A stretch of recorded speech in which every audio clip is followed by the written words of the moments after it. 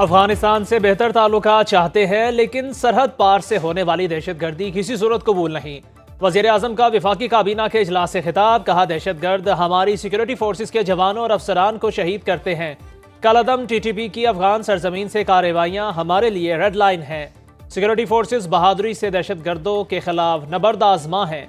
गुज़श्ता रोज़ दहशतगर्दों के खिलाफ ऑपरेशन में एक मेजर शहीद हुए। अफगान अबूरी हुकूमत कालादम तंजीमों की सरगर्मियों को रोके। दहशतगर्दों की सरहद पार से पॉलिसी नहीं चल सकती। बेनज़ीर भुट्टो को खिराज अकीदत पेश करते हुए कहा, वो एक जुर्रतमंद और दिलेर खातून थीं। जमहूरियत के लिए उनकी खिदमात नाकाबिले फरामोश हैं।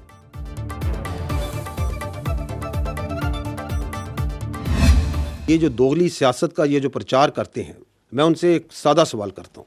21 दिसंबर 2024 को जनूबी वज़ीरिस्तान में 16 FC के जवान फितना और ख़वारिज से जवामर्दी से लड़ते हुए शहीद हुए। क्या उनके खून की कोई कीमत नहीं है कि आपके कानून नाफिज करने वाले रखवाले और आपके जवान रोज़ाना इन फैसलों की लखाई अपने खून से धो रहे हैं? 2021 में एक शख्स की गलती की कीमत कौम ने अपने खून से अदा की। अफगानिस्तान फितना खवारिज को पड़ोसी मुल्क पर तरजीह ना दे। DG ISPR lieutenant general Ahmed Sharif Chaudhry ने कहा, रवां साल 59,775 इंटेलिजेंस बेस्ड कामयाब ऑपरेशंस किए।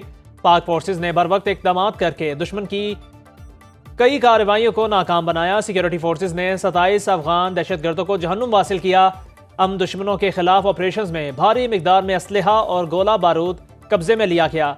साल 2024 में दहशतगर्दी के खिलाफ ऑपरेशंस में 383 जवानों ने जाम शहादत नोश किया। 9 मई अफवाज पाकिस्तान का मुकदमा नहीं, ये अवाम पाकिस्तान का मुकदमा है। इसके अंदर मरवजा कानून के तहत सबूत और शवाहिद के मुताबिक और तमाम कानूनी तकाज़ों को पूरा करके वो तमाम लोग जो 9 मई की हंगामा आराई में मुलव्वस थे और जिनको कानून के मुताबिक मिलिट्री कस्टडी में रेफ़र किया गया था, उनको सजाएं देने का अमल मुकम्मल हो चुका। 9 मई अफवाज पाकिस्तान नहीं, अवाम पाकिस्तान का मुकदमा है। 9 मई के मुल्ज़िमान को सजाएं सुनाने का अमल मुकम्मल हो चुका। मंसूबा साजों को सजाएं सुनाने तक इंसाफ का अमल जारी रहेगा। DG ISPR lieutenant general Ahmed Sharif Chaudhry की न्यूज़ कॉन्फ्रेंस, कहा 9 मई के हमले एक मरबूत साजिश के तहत किए गए। इन हमलों के मंसूबा साजों को अंजाम तक पहुँचाना ज़रूरी है। 9 मई को फॉल्स फ्लैग ऑपरेशन कहने वालों को तो खुश होना चाहिए कि हमने अपने लोगों को सजाएं दी। फौज में जो भी सियासत को रियासत पर मुकद्दम रखेगा उसे जवाब देना होगा। 26 नवंबर 2024 9 मई 2023 का तसलसल है। पुलिस और रेंजर्स पर हमले एहतजाज नहीं, दहशतगर्दी है। मिलिट्री कोर्ट्स में जो मुल्ज़मान होते हैं तो उन मुजरमों को ना सिर्फ ये कि कोर्ट ऑफ अपील में चीफ ऑफ आर्मी स्टाफ से पिटीशन कर सकते हैं, हाई कोर्ट में अपील और सुप्रीम कोर्ट में अपील का भी उन्हें हक हासिल है। लेकिन 2023 में आला अदलिया के फैसले की रूह में जो अमल था मिलिट्री कोर्ट्स में जिन लोगों को रेफ़र किया गया था वो मुंजमद कर दिया गया। 9 मई के मुल्ज़िमान को फौजी अदालतों में फेयर ट्रायल का पूरा हक दिया गया।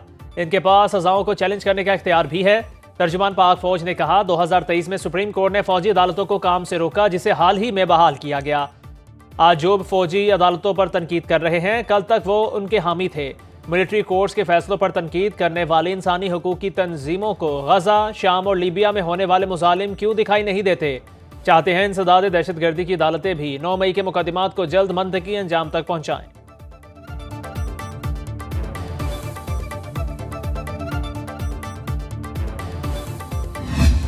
इलीगल स्पेक्ट्रम के नीचे आपको ला कानूनियत और दहशतगर्दी पनपती नजर आती है। और बदकिस्मती की बात यह है कि इसके पीछे जगह जगह पर आपको सियासी पुष्टपनाही भी नजर आएगी। अगर कोई फरीक अपनी गुमराह सोच और अपनी मर्जी मुसल्लत करने पर तुला हो तो उससे क्या बात करें? ऐसी शख्सियत जो कि इस सलाहियत से आरी हो कि वह अपनी गलती से कोई समझे और जो ये समझता हो कि उसे हर चीज़ का मुकम्मल इल्म है, तो ऐसे रवैयों की कीमत पूरी कौम अपने खून से चुकाती है। सियासतदानों में मुज़ाकरात अच्छी बात, लेकिन ये सियासतदानों ने ही करने हैं। इंतशार की बजाय बातचीत से मसाइल हल करें। अगर कोई फरीक अपनी मर्जी मुसल्लत करना चाहे तो इससे क्या बात करें? तर्जुमान पाक फौज ने न्यूज़ कॉन्फ्रेंस में मजीद कहा कि ऐसी शख्सियत जो अपनी गलती ना समझे, ऐसे रवैयों की कीमत पूरी कौम अपने खून से चुकाती है। सब मिलकर बैठे और फैसला करें कि दहशतगर्दी पर सियासत नहीं होगी। खैबर पख्तूनख्वा में गुड गवर्नेंस पर तवज्जो देनी चाहिए। गुड गवर्नेंस की खामियों की कीमत खून से अदा कर रहे हैं।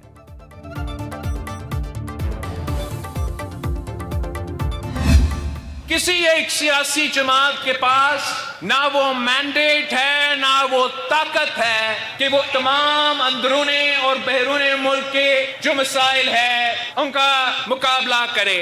पाकिस्तान पीपल्स पार्टी वाहिद सियासी जमात हो जो आजकल के सियासी सूरत हाल में भी फख्र से कह सकते हो कि हम ना सिलेक्टेड हैं ना फॉर्म 47 वाले हैं। फखर से कहते हैं हम सिलेक्टेड हैं ना फॉर्म 47 वाले। चेयरमैन पीपल्स पार्टी बिलावल भुट्टो का बेनज़ीर भुट्टो की बरसी पर गड़ी खुदा बख्श में जलसे से खिताब। कहा हुकूमत से जो मुआहिदा हुआ अफसोस इस पर अमल नहीं करवा सके। हुकूमत के पास एक तरफा फैसलों का मैंडेट नहीं, इस तरह हुकूमतें नहीं चलती। आपके पास इज्तिमाई फैसले करने का मैंडेट है, इज्तिमाई फैसलों के लिए पार्लियामेंट को एतमाद में लें।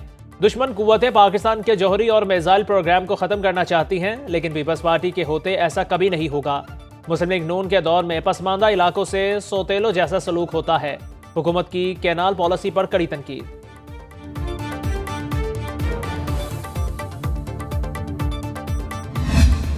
आज अगर मैं प्रेसिडेंट हूँ दोबारा तो ये भी आपकी ताकत है, पीपल्स पार्टी की ताकत है।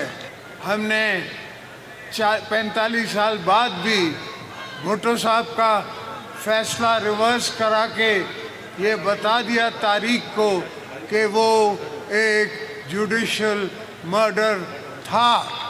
तो अगर कोई सुपर पावर है तो मौला भी पावर है। मौला ही एक पावर है जिसमें हम यकीन रखते हैं। सिंध समेत तमाम सूबों को उनका हक दिलवाएंगे। सदर आसिफ अली जरदारी का गड़ी खुदा बख्श में जलसे से खिताब। का दूसरी बार जयालों की ताकत से मुल्क का सदर बना हूँ, मुआशी मुश्किलात से जल्द मुल्क को निकाल लेंगे। 45 साल बाद अदालत से जुल्फ़िकार अली भुट्टो की फांसी का फैसला रिवर्स कराया।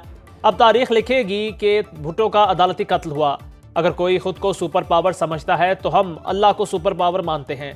पाकिस्तान को साजिशों से बचाएंगे। मुश्किलात हमारे लिए कोई नई बात नहीं।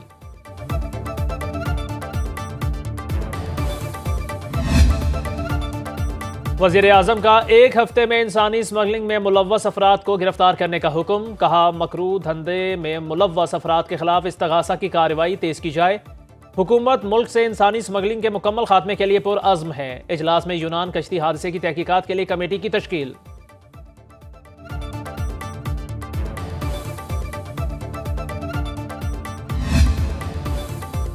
पंजाब और खैबर पख्तूनख्वा के मुख्तलिफ इलाकों में धुंध छा गई। हद निगाह इंतहाई कम होने पर मोटरवे M2 लाहौर से मुल्तान, इस्लामाबाद और M11 लाहौर से समड़ियाल तक बंद कर दी गई। M1 रशकई से पेशावर, M3 फैजपुर से दरखाना, मोटरवे M4 पर पिंडी भटियां से अब्दुल हकीम तक ट्रैफिक का दाखिला ममनू। दीगर शाहराहों पर भी ट्रैफिक की रवानी शदीद मुतासिर।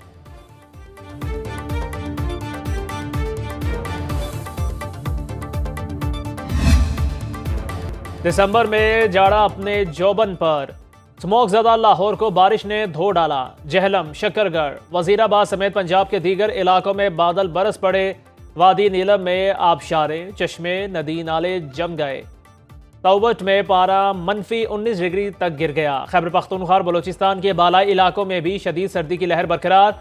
मरी में बर्फबारी से सयाहों की मौजें। मक्का मुकरमा समेत गिरदनवा में भी बादल बरस पड़े। मूसलाधार बारिश से सहराई इलाके ज़ेर-ए-आब। मस्जिदुल हराम में उम्रा ज़ायरीन ने बारिश के दौरान तवाफ़े काबा जारी रखा। शहर का मौसम खुशगवार हो गया।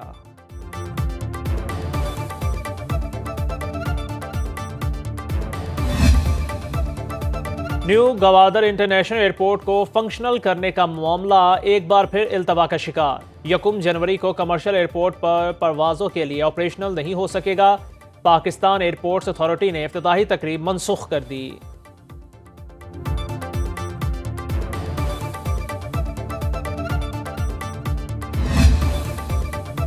वफाकी हुकूमत के ज़ेरे इंतज़ाम सरकारी इदारों का 6 माह में 408 अरब रुपए का खसारा। National highway authority, Quetta electric supply, Peshawar electric, Pakistan post समेत दीगर इदारे खसारे का शिकार। नेशनल हाईवे अथॉरिटी सरफहरिस्त, oil and gas development company ने सबसे ज्यादा मुनाफा कमाया।